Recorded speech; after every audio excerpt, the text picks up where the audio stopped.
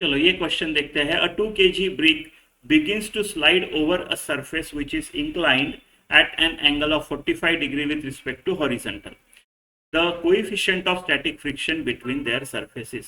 इस केस में आप सीधा सीधा ध्यान में रख सकते हो, जस्ट बिगिंस टू स्लाइड वाला जो है, वो जो एंगल है हॉरिजॉन्टल के साथ जब object just begin to slide होता है, वो होता है tan थीटा के बराबर। उसका उस केस में tan थीटा म्यू के बराबर होता है, तो आप ये ध्यान में भी रख सकते हो।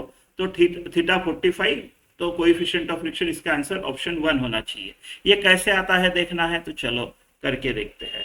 राइट, तो ये है आपका 45 डिग्री का एंगल। ये आपका ऑब्जेक्ट अभी जस्ट स्लाइड होना शुरू हुआ।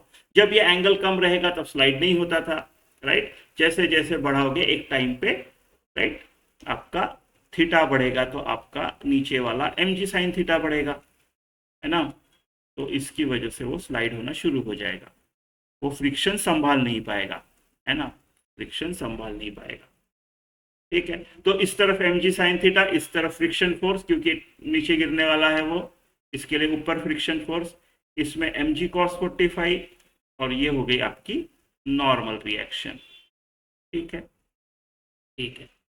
तो अगर it's just about to slide, यानी अभी तक स्लाइड हुआ नहीं है, तो एक्सेलरेशन अभी तो नहीं है, होने वाला है, तो अभी तो नहीं है, तो फिर मैं mg sine 45 is equal to frictional force ले सकता हूँ। इसका लिमिटिंग वैल्यू लेंगे, राइट, क्योंकि अब वो मैक्सिमम वैल्यू फ्रिक्शन का, मैक्सिमम स्टैटिक फ्रिक्शन एडजस्टेबल है, राइट, एडजस्टेबल है।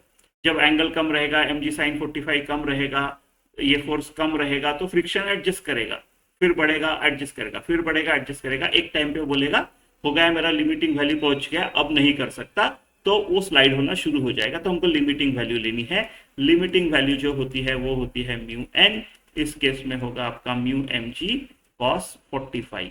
आपका म्यू ढूंढना है, आपका एम है 2 kg, जी 10 लेंगे, और कॉस 45 आएगा 1/√2। राइट, ये दोनों मिला के हो गया √2, तो 10√2 म्यू, ये हो गया आपका लिमिटिंग फ्रिक्शनल फोर्स।